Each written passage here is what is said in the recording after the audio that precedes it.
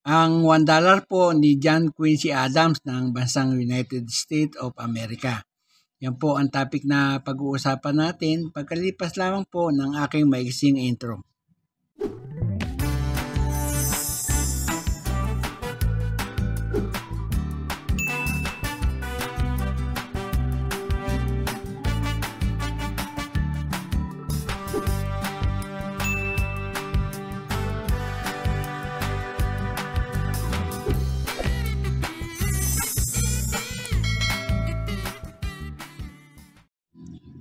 Isang magandang araw po sa inyong lahat, lalo na sa aking mga kabarya at kapwa kolektor. Sa lahat ng senior citizen at mga silent viewer, maging sa mga kaibigan natin dyan, magandang araw po. Mayroon po tayong coin dito ngayon. Ang coin ni John Quincy Adams ng bansang United States of America.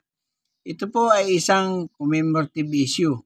Yan po, kasama po yan sa series ng Presidential $1 coin program ng bansang Amerika.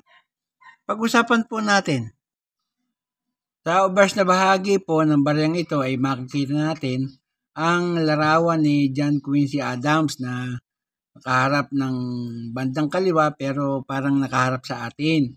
Ang ika-6 na presidente ng bansang United States of America. Pagbuhat po 1825 hanggang 1829. Siya po ay anak ng pangalawang US President, si John Adams. Yan po, makikita ninyo. Sa kanyang bandang ulo na naman, makikita natin ang kanyang pangalan, nakasulat John Quincy Adams. At sa bandang ibaba ay nakasulat ang 6th President, 1825 to 1829. Yan po ang nakasulat. Sa reverse na bahagi po naman ay makikita natin ang Liberty Statue. Yan, o kaya ang tinatawag na Statue of Liberty.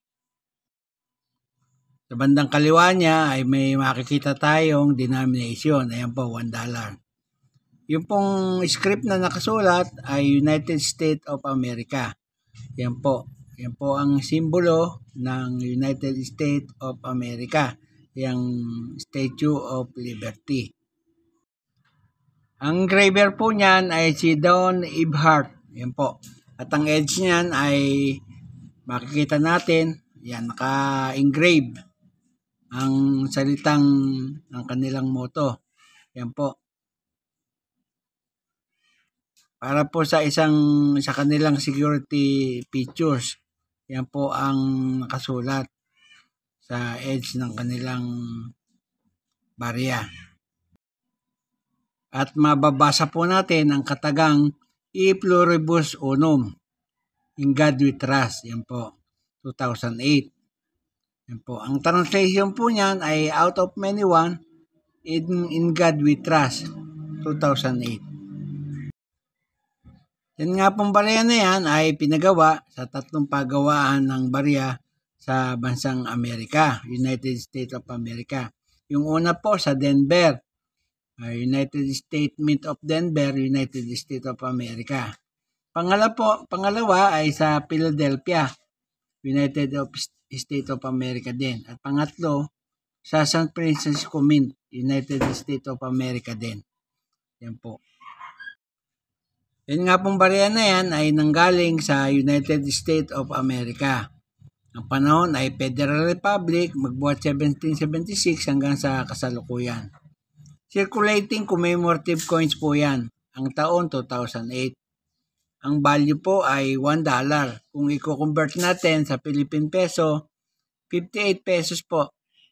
Ang currency po nila ay dollar, magbuhat 1785 hanggang sa kasalukuyan. Ang composition po niyan, manganese brass clad copper. Yan po. Umitimbang po ng 8.1 grams na may diameter na 26.5 mm at kapal na 2 mm. Yan po, medyo makapal. Ang hubog naman ay bilog. Build ang technique na ginamit at ang number po ay N number 4953 at reference number KM number 427, school number 425. Yan po. Dito po sa numista ay may mga presyo na po. Yung una po sa Denver, yung pong good niyan ay 54 pesos. Ang very good, 73 pesos. Yung fine, 73 din at yung very fine. Pagdating po sa extra fine, 78 pesos. Almost uncirculated, 90 pesos. At yung uncirculated po ay 110 pesos. Pero po yung satin finish po na gawa ng Denver, yung uncirculated ay nagkakahalaga po ng 160 pesos. Yung gawa naman po sa Philadelphia, ay yung very good po niya, 56 pesos. Yung fine at saka yung very fine, 60 pesos na pareho. Extra fine, 72 pesos.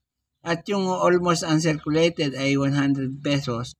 Yung uncirculated naman po, 120 pesos.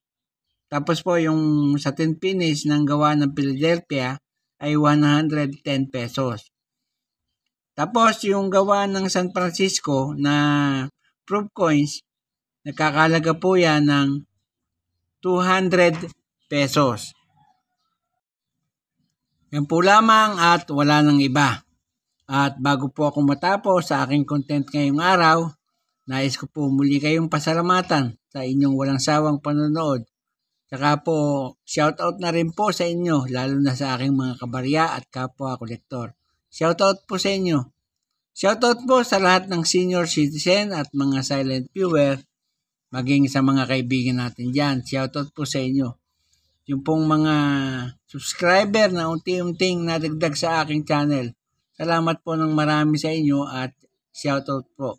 Walang tigil at walang sawa po ako nagpapasalamat sa inyong lahat, sa inyong walang sawang pagsubaybay sa aking channel. Salamat po ng marami. At sa huli ay masabi kong mabuhay tayong lahat.